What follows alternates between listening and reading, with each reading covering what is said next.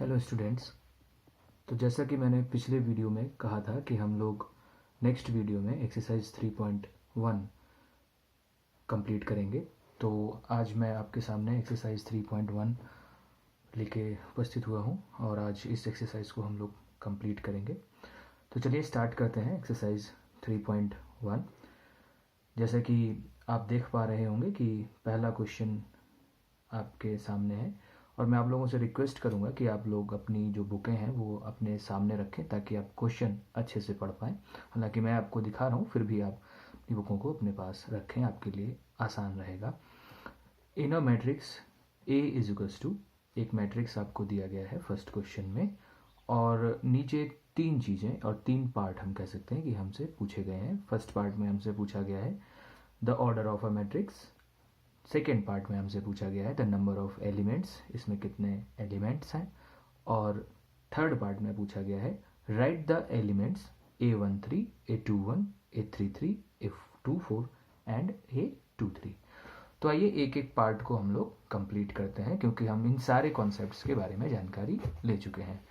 जैसे कि हमारा ये क्वेश्चन है एक्सरसाइज 3.1 और ये हमारा पहला क्वेश्चन। हम बात करते हैं फर्स्ट पार्ट पर, the order of a matrix. मैंने आप लोगों को बताया था ऑर्डर में कि जो ऑर्डर होता है वो m क्रॉस n के टाइप में लिखा जाता है, जहाँ पर m जो होता है वो होता है नंबर ऑफ रो और जो n होता है वो होता है नंबर ऑफ कॉलम। तो हमारे पास ये मैट्रिक्स है। अगर हम इसमें देखें कि कितनी रो हैं तो 1, 2 एंड 3 रोज हैं। और अगर हम कॉलम की बात करें तो 1, 2, 3 एंड 4 कॉलम्स। तो जो हॉरिजॉन्टल होते हैं वो रो होते हैं, यानी कि हॉरिजॉन्टल लाइन जो होती है वो रो होती है, जो वर्टिकल लाइन होते हैं वो कॉलम होते हैं। तो सीधा इसमें कुछ नहीं करना है आपको, बस ये ध्यान रखना है पहले रो को लिखना है, यानी कि 3 पहले लिखना है और उसके बाद आप कॉलम लिख सकते हैं जो कि 4।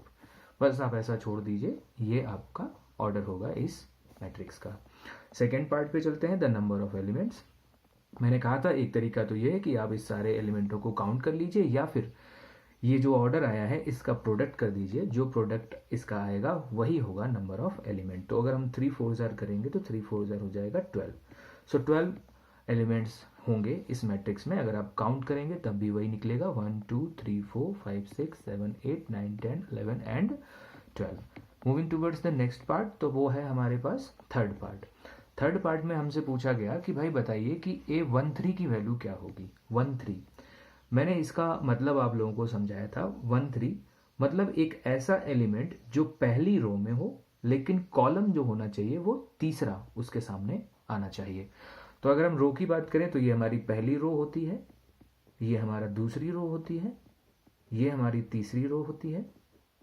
और कॉलम की बात करें तो ये नीचे जो हमारा पहला है ये कॉलम C1 बोला जाएगा, ये दूसरा कॉलम C2 बोला जाएगा, ये तीसरा कॉलम C3 बोला जाएगा और ये चौथा कॉलम C4 बोला जाएगा। तो अगर हम यहाँ देखें पहली रो और तीसरा कॉलम, तो रो पहली है, पहली रो में ये 4 एलिमेंट हैं, लेकिन इनमें से हमें कौन सा लेना है, हमें वो लेना है जो तीसरे कॉलम के सामने पड़ता है। ये रहा हमारा तीसरा कॉलम। तो पहली रो और तीसरे कॉलम के सामने जो पड़ता है वो है 19।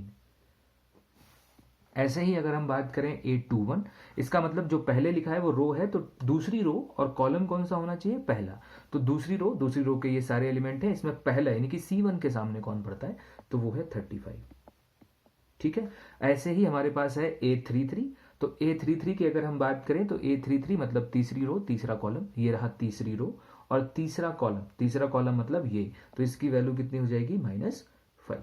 तो आई होप अब जो बाकी के दो बचे हुए हैं जैसे A24 एंड A23 आप उसे कंप्लीट कर पाएंगे, क्योंकि 3 मैंने आप लोगों को समझा दिए हैं। अब इसी हिसाब से आपको आगे बढ़ना है, तो उसे आप कंप्लीट कर लीजिएगा। आगे अगर हम देखें तो ये हमारा फर्स्ट पार्ट कंप्लीट हो जाता है या फर्स्ट क्वेश्चन कंप्लीट हो जाता है। अब हम बात करते हैं अपने सेकेंड क्वेश्चन पर। तो सेकेंड क्वेश्चन हमें दिया गया है कि if a matrix has 24 elements what are the possible orders it can have. ये फर्स्ट पार्ट है और उसके बाद एक और पार्ट दिया गया है what if it has 13 elements. तो पहले हम पहले पार्ट को कंप्लीट करते हैं, वो समझ आ जाएगा तो दूसरा पार्ट ऑटोमेटिकली हो जाएगा। तो कहा गया if a matrix has 24 elements, एक मैट्रिक्स है जिसमें टोटल नंबर ऑफ एलिमेंट जो है वो है 24, what are the possible orders it can have. तो बताइए इसके क्या क्या पॉसिबल ऑर्डर्स हो पाएंगे। तो हम अगर फर्स्ट पार्ट की बात करते हैं तो हम देखते हैं पॉसिबल ऑर्डर्स क्या होते हैं, और टोटल नंबर ऑफ एलिमेंट हमें दे रखे हैं वो है 24। टोटल नंबर ऑफ एलिमेंट का मतलब ये है कि जो भी हम ऑर्डर लें जब उसका प्रोडक्ट करें तो 24 आना चाहिए, क्योंकि यही कॉन्सेप्ट है। जैसे हमने फर्स्ट पार्ट किया था कि टोटल नंबर ऑफ एलिमेंट हमारे पास 12 थे, तो ऑर्डर हमारा कितना बन रहा था 3x4, तो 3x4 का अगर हम प्रोडक्ट भी करें तो 12 आएगा। तो ऐसे ही हम पॉसिबल ऑर्डर्स की बात करें तो क्या क्या हो सकते हैं। हो सकता है पहला ऑर्डर ये हो सकता है 1x24, यानी कि उसमें एक रो हो और 24 कॉलम्स हो, ये पहला ऑर्डर हो सकता है पॉसिबल। पॉसिबल का मतलब जितने ज़्यादा हम जितने पॉसिबल हैं, जितने हम बना सकते हैं वो सारे लिखने हैं। इसका उल्टा हो सकता है कि 24 रो हो सकती हैं और कॉलम एक ही हो, ऐसा हो सकता है। ये दूसरा हमारा पॉसिबिलिटीज़ बन जाती है। फिर हम बात करते हैं दूसरे पे, यानी कि 2, तो 2 इंटू हम क्या कर सकते हैं 12 कर सकते हैं 24 लाने के लिए, या हम इसका वाइस वर्सा कर सकते हैं 12 इंटू 2 कर सकते हैं। आगे अगर हम बढ़ें तो हम कर सकते हैं 3 इंटू 8, या हम कर सकते हैं 8 इंटू 3। आगे बढ़ें, क्या और पॉसिबिलिटीज़ हैं हमारे पास? बिल्कुल है। हम कह सकते हैं 4 इंटू 6, या हम कह सकते हैं 6 इंटू 4। और देख लीजिए अगर कोई और पॉसिबिलिटीज़ होती हैं, जो जो फैक्टर्स बन पाएंगे 24 के वो हम सारे रखेंगे। तो उसके बाद अगर हम देखें तो 6 के 4 तक हम आ चुके हैं, 5 में कोई बनता नहीं है, 6 ऑलरेडी हो चुका है, 7 में कोई नहीं बनता है, 8 में ऑलरेडी हो चुका है, ये रहा 8 3 जार। उसके बाद 9 में कोई प्रोडक्ट बनता नहीं है, 10, और 12 की अगर हम बात करें तो 12 भी ऑलरेडी हम इंक्लूड कर चुके हैं। इसका मतलब है कि इतने पॉसिबल ऑर्डर्स बन सकते हैं अगर किसी एलिमेंट के पास 24 एलिमेंट हैं। तो 1 2 3 4 5 6 7 8, तो 8 पॉसिबल ऑर्डर्स आप कैरी कर सकते हैं। आई होप आपको समझ आ गया होगा कि टोटल नंबर ऑफ एलिमेंट आप किसी भी पार्ट में देख लीजिए 24 ही आएंगे, क्योंकि 1 इंटू 24 24, 24 इंटू 1 ऑब्वियसली 24, 12 2 ज़ा 24, 8 3 ज़ा 24 एंड 6 4 ज़ा 24। सारे 24 एलिमेंट को ही रख रहे हैं, लेकिन ऑर्डर सारे अलग अलग हैं। अब हम अगर इसका सेकेंड पार्ट देखें तो सेकेंड पार्ट में हमसे कहा गया था कि what if it has 13 element. अगर इसके पास 13 एलिमेंट होते तो पॉसिबल ऑर्डर क्या होता है। हम लोग अच्छे से जानते हैं कि 13 जो होता है वो एक रूट नंबर होता है, यानी कि हम उसके फैक्टर करेंगे तो फैक्टर हो नहीं सकते हैं। उसका केवल पॉसिबल जो ऑर्डर हो सकते हैं वो केवल ये हो सकते हैं 1 इंटू 13, और इसका वाइस वर्सा 13 इंटू 1। इसके अलावा किन्हीं भी दो नंबर्स का प्रोडक्ट 13 नहीं हो सकता है। तो इसके पॉसिबल ऑर्डर्स केवल 2 ही रहेंगे। पहले वाले के ज़्यादा थे क्योंकि 24 के फैक्टर्स ज़्यादा हो सकते थे। तो ये है सेकेंड क्वेश्चन। अब बढ़ते हैं अपने थर्ड क्वेश्चन की तरफ। थर्ड क्वेश्चन है हमारे पास इस सेम जैसा सेकेंड था वैसा ही, if a matrix has 18 element, अगर 18 एलिमेंट है what are the possible orders it can have. तो आपको बताना है, जैसे कि हमारा पहला सेकेंड क्वेश्चन था उसमें 24 एलिमेंट थे, इस बार 18 है। ये फर्स्ट पार्ट इसका हो जाता है। Second part as it is to the previous question, what if it has 5 element. अगर 5 एलिमेंट होते हैं तो क्या होगा, 5 एलिमेंट आप अंदाजा लगा सकते हैं, आराम से कर सकते हैं अगर आप सेकेंड क्वेश्चन को अच्छे से समझ पा रहे होंगे तो सिर्फ आपको इतना ही काम करना है कि आपको 18 के पॉसिबल फैक्टर्स क्या बन सकते हैं और साथ ही साथ 5 के क्या बन सकते हैं। तो आई होप इसे आप कर लेंगे। तो मैं इसे छोड़ता हूँ और आगे बढ़ता हूँ फोर्थ क्वेश्चन पर। फोर्थ क्वेश्चन में आपसे कहा गया कंस्ट्रक्ट अ 2x2 मैट्रिक्स, और जहां पर ए मैट्रिक्स ए आई जे, मैं मीनिंग इसका समझा चुका हूं, whose elements are given by. आपको 3 पार्ट इसमें से दे रखे हैं। तो मैं पहले पार्ट को सबसे पहले टैकल करता हूं। आपको 2x2 का एक मैट्रिक्स बनाना है और जिसके जो एलिमेंट है वो कुछ इस तरीके से डिफाइंड होने चाहिए कि A I J is equals to I plus J का होल स्क्वायर डिवाइडेड बाई 2। तो लेट्स सी हम लोग कैसे कर पाएंगे। ये रहा हमारा फोर्थ क्वेश्चन। फोर्थ क्वेश्चन को अगर आप गौर से देखेंगे तो मैंने वही जो फर्स्ट पार्ट था फोर्थ का, A I J is equals to I plus J का whole square divided by 2। A is equals to आपको आई जे दे रखा है और आपको जो मैट्रिक्स बनाना है वो 2x2 का होना चाहिए। तो मैंने नीचे उसका ऑर्डर लिख दिया।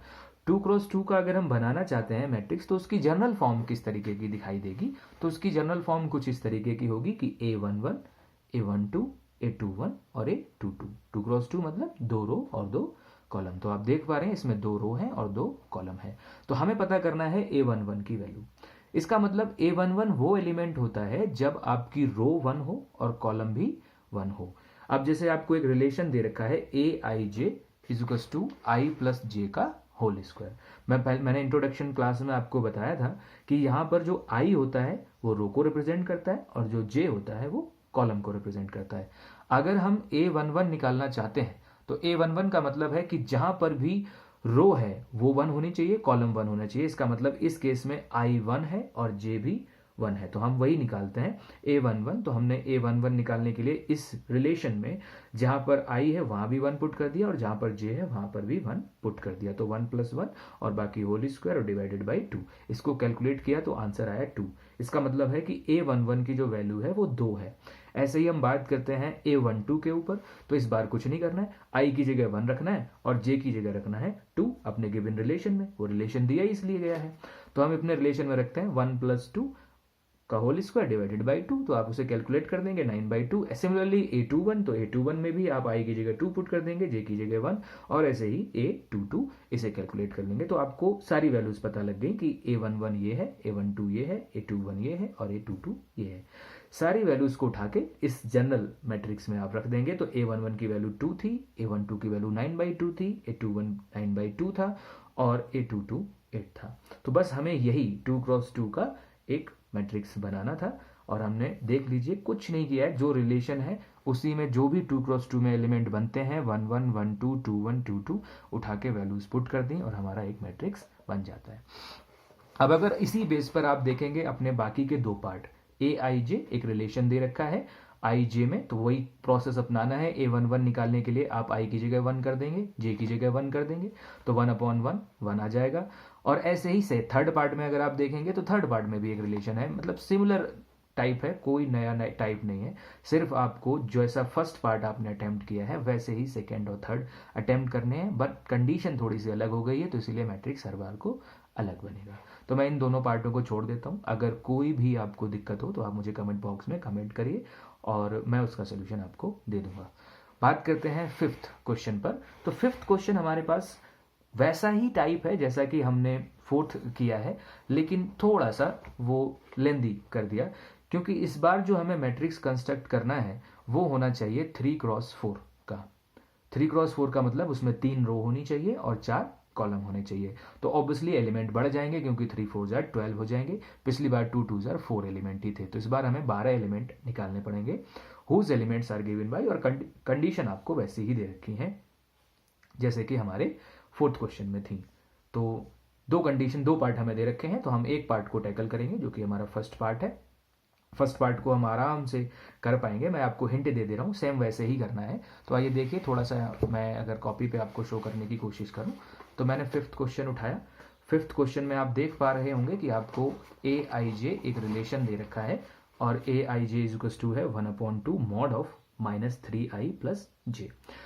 हाँ, मैं ये मान सकता हूँ कि हम मॉड से सभी लोग अवेयर होंगे कि मॉड का मतलब ये होता है कि अगर हम कभी भी कैलकुलेशन कर रहे हैं और इसके अंदर कोई नेगेटिव साइन बन जाता है तो हम उसको पॉजिटिव कर देते हैं।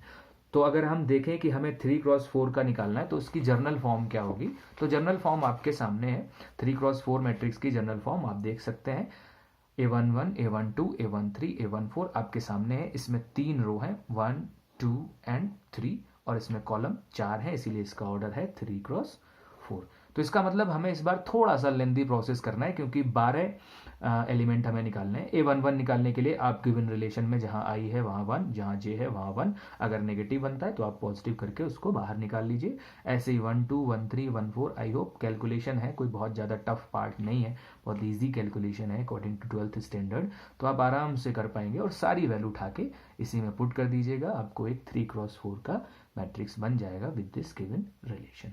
सेम ऐसे ही इसका सेकेंड पार्ट है। सेकेंड पार्ट में भी आपको एक कंडीशन दे रखी है। कंडीशन ये है कि A I J is 2i - j। तो कोई बात नहीं, आप अब की बार इसमें 2i - j, यानी कि जहां पर i है वहां पर वैल्यू पुट करनी है और j में वैल्यू पुट करनी है। तो आई होप आप ये पार्ट भी कर पाएंगे। 4th में और 5th में कोई अंतर नहीं है, बस साइज बड़ा कर दिया है मैट्रिक्स का। वहां पर 2 × 2 था और यहाँ पर 3 × 4 है। कंडीशन उसमें भी है, कंडीशन इसमें भी है, वैल्यू वैसे ही पुट करनी है।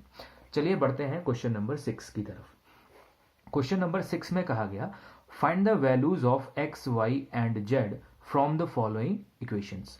आपको कुछ इक्वेशंस दे रखी हैं और वहाँ से आपको एक्स वाई जेड की वैल्यू निकालनी है। अगर मैं बात करूँ फर्स्ट पार्ट पर, तो फर्स्ट पार्ट में आपको एक मैट्रिक्स दे रखा है, मैट्रिक्स की इक्वलिटी दे रखी है और आपको उस इक्वलिटी का यूज़ करके आपको एक्स वाई जेड की वैल्यू निकालनी है। तो आइए देखते हैं हम लोग कॉपी पर कि किस तरीके से हमें इस क्वेश्चन को सॉल्व करना है।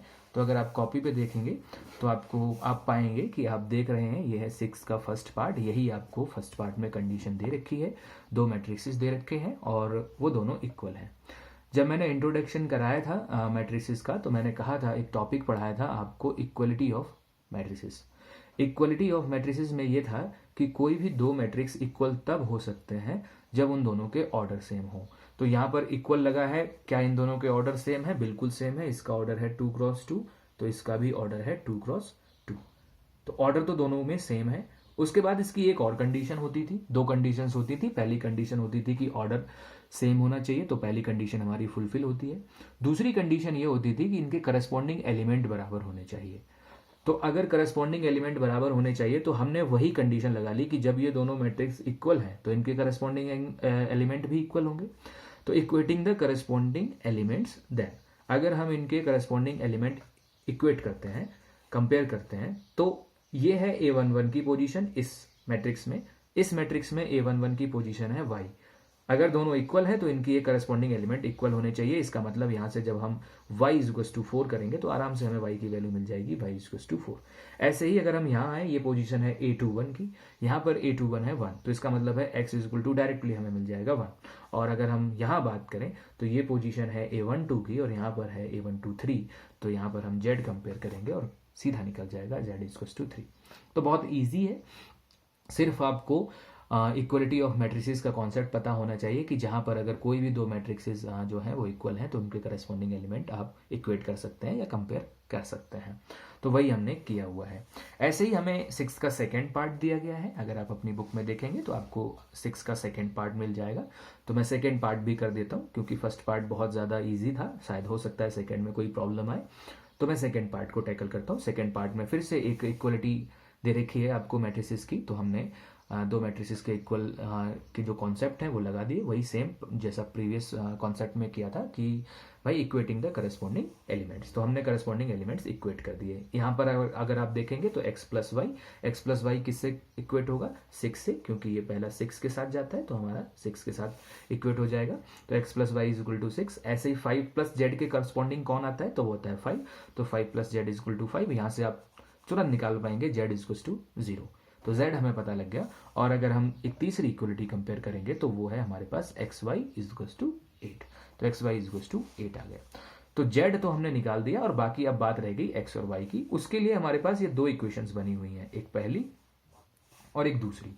आप इसे आराम से सॉल्व कर सकते हैं, हमने बहुत क्वेश्चंस ऐसे सॉल्व किए हैं। तो अगर आप देखें इन दोनों इक्वेशन से आपके अलग अलग मेथड हो सकते हैं सॉल्व करने के। सबसे इजीएस्ट जो मुझे लगता है, मैंने क्या किया, फर्स्ट इक्वेशन से y की वैल्यू निकाली जो कि है 6 - x। ये y की वैल्यू पुट कर दी हमने सेकेंड इक्वेशन में। तो putting the value of y in equation second, then x तो हमारे पास पहले ही था, उसके साथ अगर हम y की वैल्यू पुट करेंगे तो y है हमारे पास 6 - x, तो वो मैंने पुट कर दी और पुट करने के बाद = में 8। एक क्वाड्रेटिक इक्वेशन हमारे पास फॉर्म हो चुकी है जो कि है x² - 6x + 8। कैलकुलेशन आप लोगों के सामने है और आप लोग आराम से कर पाओगे, बहुत टफ कैलकुलेशन नहीं है। यहाँ से हमें x की वैल्यू निकालनी है। अगर x की वैल्यू निकालनी है तो ये क्वाड्रेटिक इक्वेशन है।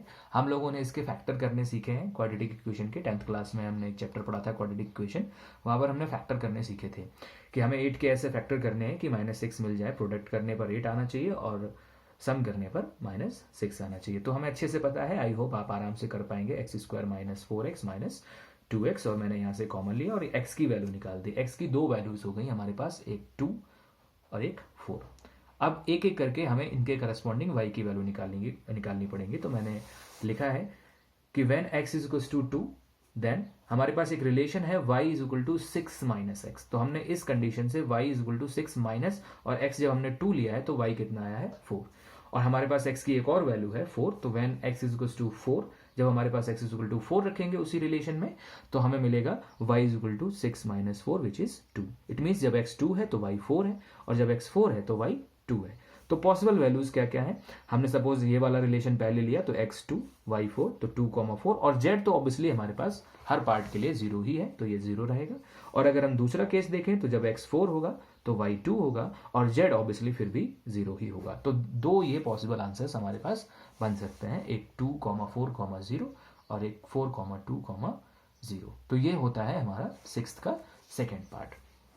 अब बढ़ते हैं हम लोग आगे कि हम आगे के क्वेश्चन कैसे कर सकते हैं। तो हम नेक्स्ट क्वेश्चन पर आते हैं सीधा बढ़ते हुए। तो नेक्स्ट क्वेश्चन हमारे पास है, अगर हम 6 में ही देखें तो 6 में हमारे पास एक और पार्ट दे रखा है, third part x plus y plus z और x प्लस जेड और y प्लस जेड, और सामने एक आपको मैट्रिक्स दे रखा है और दोनों इक्वल है। जैसे कि मैंने दो पार्ट अभी आपको करके दिखाए हैं कि दो मैट्रिक्सेस जब इक्वल होते हैं तो आप उनके करस्पॉन्डिंग एलिमेंट कंपेयर कर दीजिए और फिर जो भी इक्वेशंस बनती हैं आप उन्हें सॉल्व करके जो भी वेरिएबल्स आपको पूछे गए हैं एक्स वाई जेड वो आप निकाल सकते हैं। तो दो पार्ट मैंने कर दिए हैं, एक थर्ड पार्ट बनता है सेम एज इट इज, आप कंपेयर करेंगे x plus y plus z is equal to 9, x plus z is equal to 5 and y plus z is equal to 7। तो आप इन्हें कंपेयर करके आपके पास तीन इक्वेशंस बन जाएंगी, उन्हें आप सॉल्व करिए बाई एनी मेथड जो भी आपको अच्छा लगता हो और सॉल्व करके आप एक्स वाई जेड की वैल्यू निकालिए। अगर कोई भी डाउट आता है तो आप उसे क्वेरी करिए। नेक्स्ट में देखें, अगर हम क्वेश्चन नंबर 7 की तरफ चलें तो find the value of a b c and d. तो इस बार ए बी सी डी मतलब चार हमें वैल्यूज निकालनी है फ्रॉम द इक्वेशंस, और हमें फिर से वही सेम मेथड किया गया है कि फिर से हमें एक इक्वलिटी ऑफ मैट्रिक्स दे रखी है। तो अगर आप देखें सेम हम वैसे ही जैसा हमारा सेम कॉन्सेप्ट है हम बिल्कुल वही कॉन्सेप्ट लगाएंगे। मैं एक और क्वेश्चन आप लोगों को क्लियर करा देता हूं, वैसे तो कुछ ऐसा है नहीं, आराम से आप कर पाएंगे, फिर भी मैं एक बार दिखा देता हूं। ये रहे आपके पास वही इक्वलिटी जो आपको क्वेश्चन में दे रखी है, equating the corresponding element as similar to the previous question. अगर आप कंपेयर करेंगे तो a minus b is equal to मिलेगा -1, यहाँ पर 2a minus b is equal to मिलेगा 0, 2a plus c is equal to मिलेगा 5 and 3c plus d is equal to मिलेगा 13। तो आपके सामने ये मैंने चारों इक्वेशंस लिख दी हैं। ये दोनों इक्वेशंस ए और बी में है तो इन्हें सॉल्व करना आसान रह जाएगा, तो मैंने यहाँ पर एलिमिनेशन मेथड लगा लिया। आपने 10th क्लास में पढ़ा है linear equation in two variables में एलिमिनेशन मेथड। तो एलिमिनेशन मेथड जब आप लगाएंगे तो आपको सब्ट्रैक्ट करना होता है, तो मैंने सब्ट्रैक्ट कर दिया, सिंबल चेंज कर दिए, बी से बी कैंसिल हो गया, ये a माइनस 2a तो minus a is equal to -1, minus से माइनस कैंसिल किया, a is equal to 1, a is equal to 1 आप किसी भी इक्वेशन में पुट कर सकते हैं तो आपको b की वैल्यू मिल जाएगी। तो b की वैल्यू आ गई है 2, तो a और b हमारे पास दोनों आ चुके हैं। अब बचते हैं हमारे पास c और d।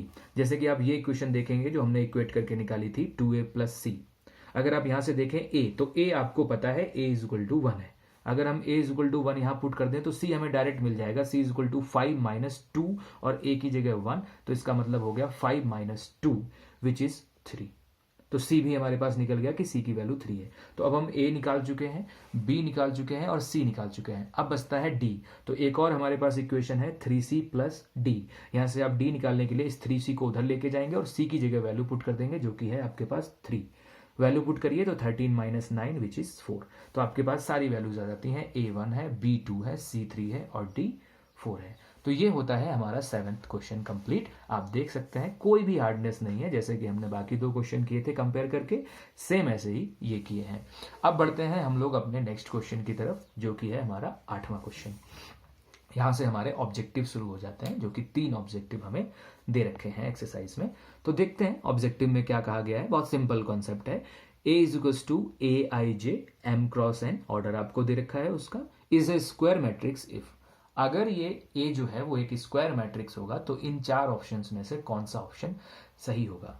आप याद कीजिए इंट्रोडक्टरी क्लास जो हमने की थी, जो प्रीवियस क्लास हमारी थी, उसमें मैंने बताया था टाइप्स ऑफ मैट्रिसेस और उसमें एक टाइप था स्क्वायर मैट्रिक्स। स्क्वायर मैट्रिक्स में मैंने आपको बताया था कि कोई भी मैट्रिक्स स्क्वायर तब बोला जाता है जब उसमें जितने रो हैं उतने ही कॉलम होने चाहिए। इसका मतलब है वहां पर m और n दोनों बराबर होने चाहिए, क्योंकि m रो होता है और n कॉलम होता है। तो अगर कॉलम और रो दोनों इक्वल होंगे तो उस केस में m is equal to n हो जाएगा। तो ये बिल्कुल डायरेक्ट आंसर था, इसमें कुछ नहीं करना था, बस वो आपको स्क्वायर मैट्रिक्स का कॉन्सेप्ट पता होना चाहिए। तो इसमें से कहा गया था कि अगर a स्क्वायर मैट्रिक्स है तो कौन सा ऑप्शन सही होगा, m is less than n नहीं, m is greater than n नहीं, c ऑप्शन जिसमें कहा गया है m is equal to n, ये हमारे लिए एक करेक्ट ऑप्शन रहेगा। अब अगर हम बात करते हैं 9th क्वेश्चन की, तो 9th question same as it is जो है वो अभी हमने जो क्वेश्चन किए थे 3 बिल्कुल वैसे ही। Which of the following values of x and y makes the following pair of matrices equal. अगर ये दोनों मैट्रिसेस इक्वल हैं तो x और y की वैल्यूज आपको पता करनी है कि x और y की किन वैल्यूज के लिए ये दोनों मैट्रिसेस इक्वल होंगे। तो आप क्या करेंगे, सबसे पहले इन दोनों मैट्रिसेस को इक्वल ले लेंगे और फिर वही करस्पॉन्डिंग एलिमेंट कंपेयर करेंगे और वहां से x और y की वैल्यू निकालेंगे। तो इन ऑप्शंस में से जो भी वैल्यू आपकी मैच हो जाएगी वही ऑप्शन आपका सही हो जाएगा। क्लियर है? तो कॉन्सेप्ट बिल्कुल सेम है, मैट्रिसेस इक्वल रखने हैं और फिर करस्पॉन्डिंग एलिमेंट कंपेयर करने हैं। आई होप आप लोग कर पाएंगे। और हमारा लास्ट क्वेश्चन इस एक्सरसाइज का और इस वीडियो का भी, the number of all possible matrices of order 3x3 with each entry 0 and 1। आपको बताना है कि 3x3 के हम कितने पॉसिबल ऑर्डर्स, कितने पॉसिबल मैट्रिसेस बना सकते हैं, जिसमें केवल हमें एंट्री जो करनी है वो 0 और 1 की ही करनी है। या तो हम किसी एलिमेंट की जगह 0 रख सकते हैं या 1 रख सकते हैं, इन दोनों में से कोई भी हम अप्लाई कर सकते हैं। काफ़ी अच्छा क्वेश्चन है ऑब्जेक्टिव के हिसाब से। मैं थोड़ा इसको सॉल्व करके आपको दिखाता हूँ। वैसे तो डायरेक्ट आंसर भी आप कर सकते हैं, लेकिन एक बार कॉन्सेप्ट समझ लीजिए। ये रहा क्वेश्चन नंबर 10, जो कि हमने लिखा कि हमें एक 3x3 का मैट्रिक्स चाहिए। तो जनरल फॉर्म उसकी कुछ इस तरीके की होगी, बार बार मैं लिख चुका हूँ, A11 12 21 22 23 और ये सब कुछ आप देख रहे हैं। इसका ऑर्डर 3x3 है। अगर मैं आपसे पूछूं कि इसमें टोटल नंबर ऑफ एलिमेंट कितने होंगे, तो टोटल नंबर ऑफ एलिमेंट जो भी ऑर्डर होता है उसका प्रोडक्ट कर दीजिए, इसका मतलब 9 होंगे। अब जैसे सपोज मुझे A11 को फिल करना है, तो क्वेश्चन ने कहा है कि किसी भी एलिमेंट को फिल करने के लिए आपके पास दो ऑप्शंस हैं। या तो आप उसकी जगह 0 पुट कर सकते हैं या फिर आप 1 पुट कर सकते हैं, यानी कि एंट्री जो है वो 0 और 1 रख सकते हैं। इसका मतलब हर एलिमेंट को फिल करने के हमारे पास दो ऑप्शन होंगे। हम A11 को भी दो ऑप्शन से फिल कर सकते हैं, 0 और 1 से। A12 को भी दो ऑप्शन से फिल कर सकते हैं। तो वही मैंने यहां लिखा है, each element has two options to fill out. कौन कौन से दो ऑप्शंस हैं, तो वो हैं 0 और 1। या तो आप 0 रख सकते हैं या फिर 1 रख सकते हैं। तो हर एक एलिमेंट को भरने के दो दो टाइप हैं। तो show the total number of possible matrices. तो पॉसिबल मैट्रिसेस क्या हो सकती हैं, पहले प्लेस को भरने के ऑप्शन दो, दूसरे को दो, तीसरे को दो, और इस तरीके से 9 प्लेस है हमारे पास। और सारे के सारे जो ऑप्शंस हैं वो हमारे पास दो ही हैं सभी को भरने के। इसका मतलब है कि हम सबकी जगह दो रखेंगे, सबका प्रोडक्ट करेंगे। प्रोबेबिलिटी आपने पढ़ी होगी 11th क्लास में, हम वहां पर प्रोडक्ट करते हैं और उसमें मल्टीप्लाई कर दी हमने सभी की, तो 2 की पावर 9 और 2 की पावर 9 को अगर हम प्रोडक्ट करके खोलेंगे तो 512। तो बिल्कुल सिंपल है। जितने आपके पास ऑप्शंस होते हैं वो आप फिल कर दीजिए प्लेसेस को भरने के, और फिर लास्ट में उनकी प्रोडक्ट कर दीजिए। तो हर एक प्लेस को फिल करने के हमारे पास दो दो ऑप्शन थे कि या तो हम 0 पुट कर सकते थे वहां पर या फिर 1। तो हमारे पास ऑप्शंस लिखे जाते हैं कि ऑप्शन कितने हैं। तो हर प्लेस को भरने के दो ऑप्शन थे, तो मैंने वो सारे प्लेसेस के ऑप्शन लिख दिए। पहले प्लेस को भरने के भी दो, दूसरे को भी, तीसरे को भी, और ऐसे ही 9 टाइम्स सबका प्रोडक्ट कर दिया, 512। तो ये इसका करेक्ट आंसर है, 512। 512 आप करेक्ट कर सकते हैं। अब ये हमारी यहाँ पर एक्सरसाइज 3.1 खत्म होती है। नेक्स्ट वीडियो में हम एक्सरसाइज 3.2 को करने के लिए जो इंट्रोडक्शन चीज़ें हैं, यानी कि जो हमें जाननी है, जैसे फर्स्ट एक्सरसाइज में हमने एक इंट्रोडक्शन लिया था, वैसे एक छोटा सा इंट्रोडक्शन लेंगे हम सेकेंड एक्सरसाइज को कंप्लीट करने के लिए, और फिर उसके बाद हम सेकेंड एक्सरसाइज कंप्लीट करेंगे। Thank you.